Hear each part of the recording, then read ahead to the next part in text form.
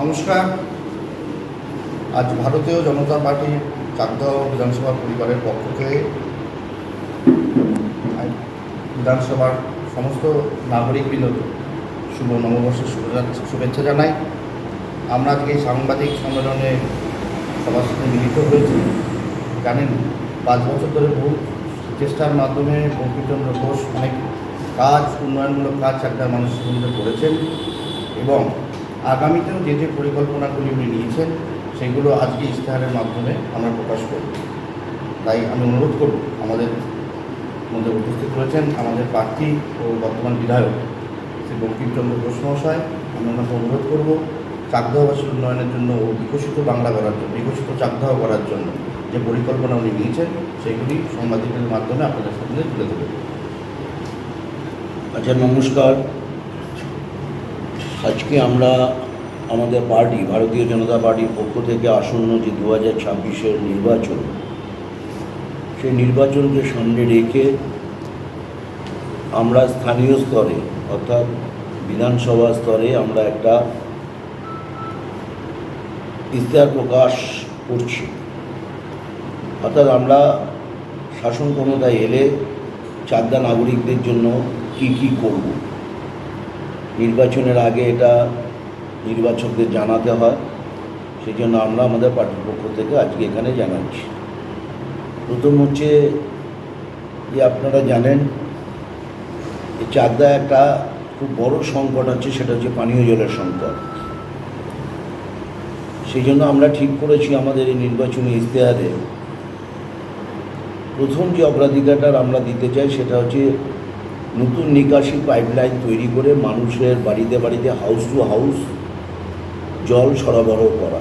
এটা হচ্ছে আমাদের প্রথম কাজ। দ্বিতীয়ত আমরা বলেছি যে ন্যাশনাল ফ্যামিলি বেনিফিট স্কিমের মধ্যে যা যা আছে, অর্থাৎ জাতীয় আর্থিক সহায়তা প্রকল্পের মধ্যে যেগুলো পড়ে সেগুলো যেমন একদিকে ধারাবাহিকভাবে আমরা দেব, পাশাপাশি চাকদা বিধানসভায় বিশেষ করে পৌরসভা এবং গ্রামীণ এলাকায় যে বার্নিং ইস্যুগুলো আছে, জ্বলন্ত ইস্যুগুলো আছে, সেই ইস্যুগুলোকে আমরা অগ্রাধিকারের ভিত্তিতে নিচ্ছি। একটা পানীয় জলের কথা বললাম। দ্বিতীয় হচ্ছে আপনারা জানেন যে আমাদের চাকদা যে স্টেট জেনারেল হসপিটাল আছে, সেই হসপিটাল একটা জরাজীর্ণ হসপিটালে পরিণত হয়েছে। ডাক্তার নেই, বেড আছে তো রুগী নেই, শেয়াল কুকুর বিড়াল যত্রতত্র ঘুরে বেড়াচ্ছে। মানুষকে যে স্বাস্থ্য পরিষেবা পাওয়া দরকার ছিল সেটা তারা পায় না। সেই জন্য আমরা বলেছি যে প্রথমেই আমাদের প্রথম কাজ হবে যে স্টেট জেনারেল হসপিটালটা চাকদা আছে তার উন্নতিকরণ করা, আপগ্রেডেশন করা। আমরা সেটার উপর জোর দেব। নট অনলি দ্যাট, আমরা স্টেট জেনারেল হাসপাতালকে একটা মাল্টি স্পেশালিটি হসপিটালে রূপান্তর ঘটাবো। তৃতীয়ত হচ্ছে যে চাকদা পৌর এলাকা, পৌরবাসীদের যে যে পরিষেবা পাওয়া দরকার সেই পরিষেবা থেকে তারা গত 15 বছরে বঞ্চিত, এবং এই বঞ্চনার কারণেই আজকে নিজেদের সরকার নিজেদের পৌরসভাকে ভেঙেছে, উন্নয়নে ব্যর্থ বলে। সেই জন্য আমরা যেটা বলেছি যে প্রতিটি ঘরে ঘরে আবর্জনা সংগ্রহ এবং আবর্জনার সঠিক ব্যবস্থাপনার জন্য একটি কঠিন বর্জ্য প্রক্রিয়াকরণ একটা প্ল্যান্ট আমরা ওখানে তৈরি করি। তো যত আবর্জনা আছে সেই আবর্জনাগুলোকে একটা প্ল্যান্টে সেখানে নিয়ে আমরা ফেলে তার যে ব্যবস্থা সেই ব্যবস্থাটা আমরা ওখানে করব। তৃতীয়ত হচ্ছে যে পৌর এলাকায় মানুষের বহু অভিযোগ আছে। সেই অভিযোগগুলি থেকে মানুষ তাদের যে প্রত্যাশা যে পৌরসভা সেগুলো সমাধান করবে, সেগুলো সময়মতো সমাধান হয় না, কার্যত এড়িয়ে যাওয়া হয়। সেই জন্য আমরা ঠিক করেছি আমরা পাওয়ারে এলে যে অভিযোগগুলো আসবে সেই অভিযোগগুলো যাতে দ্রুত সম্পন্ন করা যায় আলোচনার মাধ্যমে, তার জন্য আমরা একটা নিয়মিত জনশুনানি কেন্দ্র করব। মানুষের যে অভিযোগ সেই অভিযোগগুলো দ্রুত জনশুনানির মাধ্যমে তার সমাধান আমরা করব।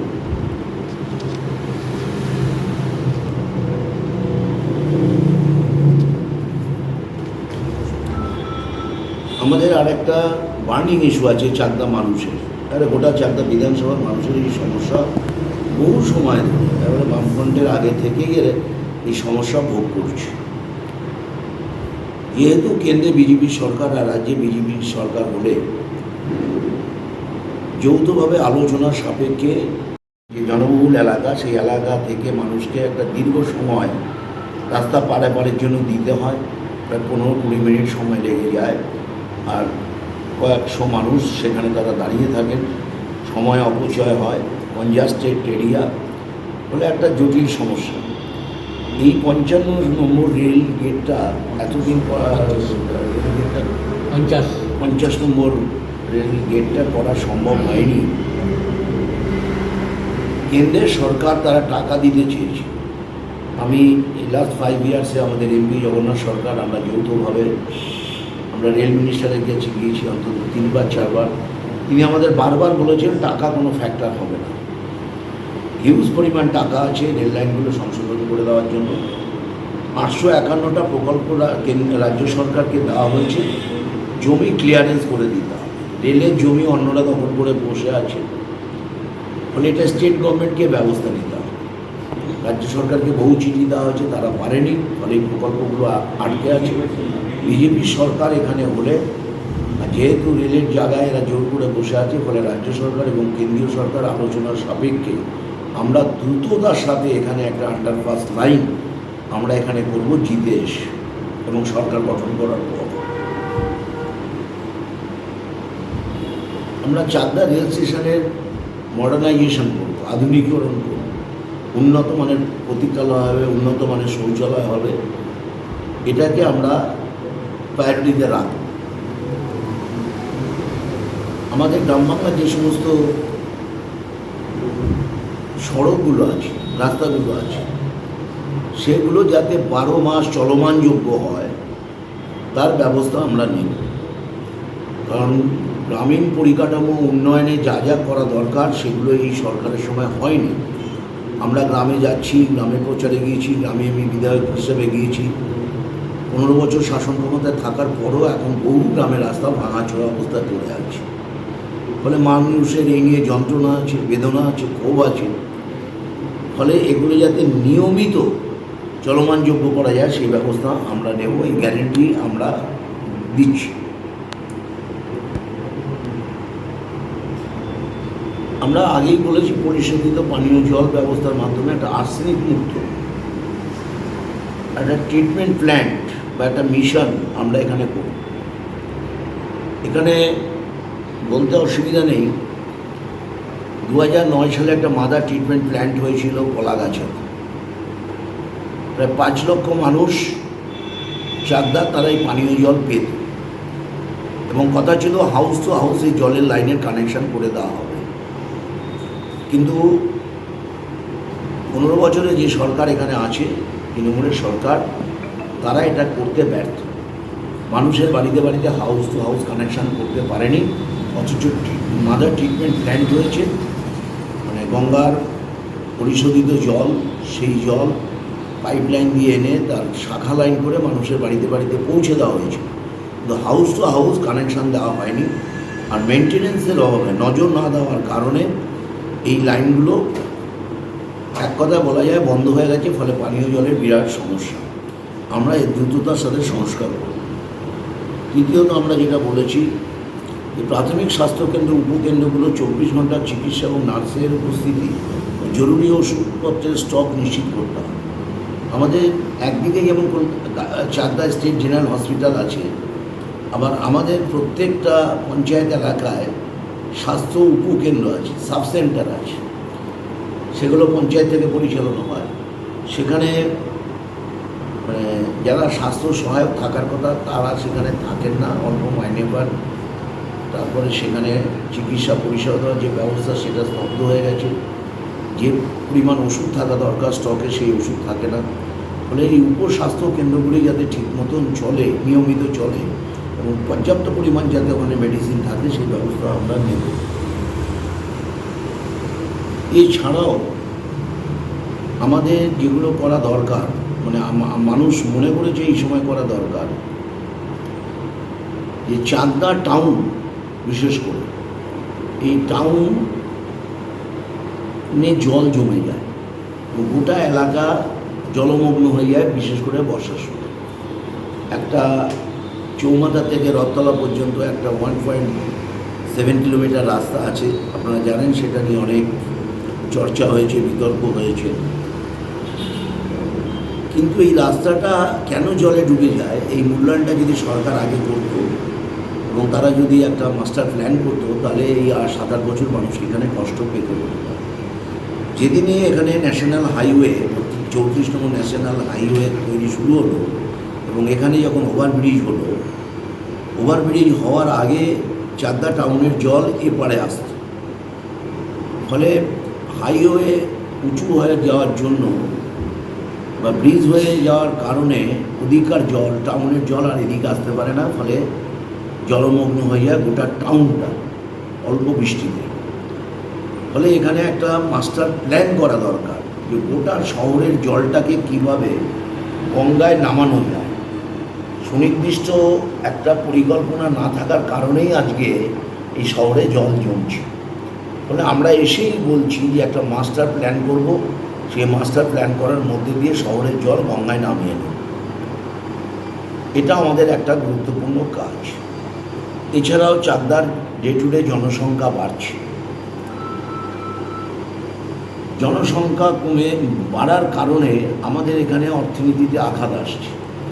সেই জন্য আমরা ঠিক করেছি যে আমরা পাওয়ারে এলে এই যে অর্থনীতির যে সমস্যা দেখা দিচ্ছে, বেকারদের যে সমস্যা দেখা দিচ্ছে, এই জায়গা থেকে চাকদার বেকার যুবকদের যাতে উঠিয়ে ওপরের দিকে আনা যায়, নিচু থেকে ওপরের দিকে আনা যায়, তাদের আর্থিক মান যাতে বাড়ানো যায়, তাদের কর্মসংস্থানের ব্যবহার বাড়ানো যায়, তার জন্য আমরা ছোট ছোট স্মল ইন্ডাস্ট্রি যেগুলো বাড়িতে বসে বসে করা যাবে, যেগুলো বাড়িতে বসে বসে করে সেগুলোকে কলকাতা বড়বাজারে সাপ্লাই দেওয়া যাবে এবং সেখান থেকে ভালো উপার্জন করা যাবে, যেটা আমাদের চাকদাতে একেবারে নেই বলা যায়। বিড়ি শ্রমিক কিছু আছে, তারা বাড়িতে বসে বিড়ি বানান, কিন্তু বাকি আরও বহু কিছু করা যায়, সেগুলো করার হয়নি। আমরা এলে সেগুলো করব এবং বেকার যুবকদের অনেকটা আর্থিক দিক থেকে স্বচ্ছতা ফিরিয়ে দেওয়া যাবে। আর যেটা বলার সেটা হচ্ছে যে এখানে কনস্ট্রাকটিভ জব যেটা দরকার ছিল সেটা এখানে হয়নি। এখানে বলা হয়েছিল যে ব্লকে ব্লকে কিষাণ মান্ডি করা হবে, কৃষকদের উৎপাদিত যে ফসল সেই ফসল কিষাণ মান্ডিতে আসবে, কৃষকরা সেখানে মাল নিয়ে এলে সেখান থেকে অন্য জায়গায় মাল চলে যাবে, বিক্রি হবে। সেরকম একটা সেন্টার আমাদের চাকদায় সেভাবে সরকারের উদ্যোগে এটা হয়নি। আমরা এলে সেই কাজটা করব। মোটামুটি আমাদের এই কাজগুলো করবো বলে আমরা ঠিক করেছি। আর প্রতিদিন যেটা আমরা গুরুত্ব দিয়েছি যে প্রত্যেকটা অফিসে, পঞ্চায়েত অফিসে, পৌর অফিসে কমপ্লেন বক্স থাকবে। মানুষের অভিযোগ সেই কমপ্লেন বক্সে তারা জমা দেবে এবং সপ্তাহে সপ্তাহে সেগুলো রিভিউ হবে। পঞ্চায়েত এবং পৌরসভা সেগুলো ব্যবস্থা নেবে, যেটা পারবে সেটা করবে, যেটা পারবে না সেটা মানুষকে ডেকে বুঝিয়ে বলবে। এই আর্থিক কারণে আমরা এটা পারছি না, আমরা পরবর্তীকালে স্টেপ নেব।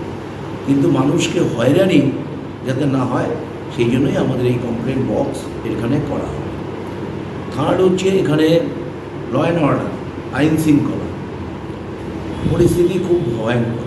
আপনাদের চ্যানেলেই দেখানো হয়েছে, মাঝে মধ্যে সোনার দোকানে ডাকাতি হচ্ছে, মাঝে মধ্যে আগ্নেয়াস্ত্র নিয়ে ধরা পড়ছে, মাঝে মধ্যেই ছিনতাই হচ্ছে, ইত্যাদি ইত্যাদি বহু ঘটনা আছে। ফলে আইন শৃঙ্খলার প্রশ্নে আমরা এখানে কঠোর ব্যবস্থা নেব। শুধু থানার ওপর ছেড়ে দিলে হবে না, এই ব্যাপারে মানুষকেও এগিয়ে আসতে হবে, মানুষকে আরও অ্যাওয়ারনেস হতে হবে, কনসাস হতে হবে। সেই জন্য থানার সাথে সাধারণ মানুষের যাতে একটা নিবিড় যোগসূত্র গড়ে ওঠে, সেই ব্যবস্থা আমাদের সরকারের পক্ষ থেকে আমরা করব। মানুষের সাথে পুলিশের যদি একটা সুসম্পর্ক থাকে, নিবিড় যোগসূত্র থাকে, তাহলে অনেক অপরাধ অচিরেই ধ্বংস করে দেওয়া যায়। সেটার এখানে অভাব আছে।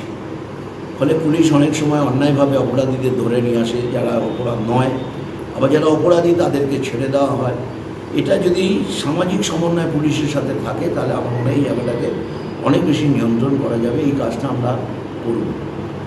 আর যেটা করব আমরা সবচেয়ে বড় কথা, এই সময়কালের মধ্যে আমরা লক্ষ্য করেছি যে আমাদের রাজ্যের মুখ্যমন্ত্রী বারবার বলেছেন জল ধরো জল ভরো। উনি বলছেন জল ধরতে হবে, জল ভরতে হবে। তাহলে জল ধরতে হলে আমাদের পুকুরে ভরতে হবে। আকাশের জল মাটিতে এলে পুকুরে যাবে, কিন্তু এখানে পুকুর বুঝে দেওয়া হচ্ছে, মাটি কাটা হচ্ছে। মাটি মাফিয়ারা এমনভাবে গজিয়ে উঠেছে যে কোটি কোটি টাকা এখান থেকে লুট করছে। ফলে এই মাটি কাটা আমাদের বন্ধ করতে হবে। তার জন্য আমরা কঠোর স্টেপ নেব, যাতে এখানে ভবিষ্যতে মাটি কেটে যাতে প্রমোটাররা কোটি কোটি টাকার রোজগার না করতে পারে এবং মাফিয়াদের এখানে পুষতে না পারে। এই মাফিয়ারা চাকদা থেকে বন্ধ করতে হবে। আমরা জানি এখানে বেশ কিছু মাফিয়া আছে, তারা এই মাটি কাটার সাথে যুক্ত, তারা বিভিন্ন অন্যায় কারবারির সাথে তারা যুক্ত আছে। আমাদের কাছে এমনও খবর আছে বাংলাদেশের সোনা কারবারিরাও এখানে যুক্ত হয়ে পড়েছে চাকদায়। ফলে এই সমস্ত অপরাধমূলক যে কাজ, সেই কাজ আমরা বন্ধ করব। আর সর্বশেষ বলি, মহিলাদের প্রতি যে অপরাধ গোটা রাজ্য জুড়ে চলছে, মহিলাদের ওপর যে নারী শ্লীলতাহানি, নারী নির্যাতন চলছে, সেগুলো আমরা বন্ধ করে দেব। রাজ্যে তো হবেই, আমাদের চাকদাও এই ধরনের ঘটনা যাতে একটাও না ঘটে তার জন্য আমরা ব্যবস্থা গ্রহণ করব। আপাতত এটুকুই আমাদের লোকাল লেভেলের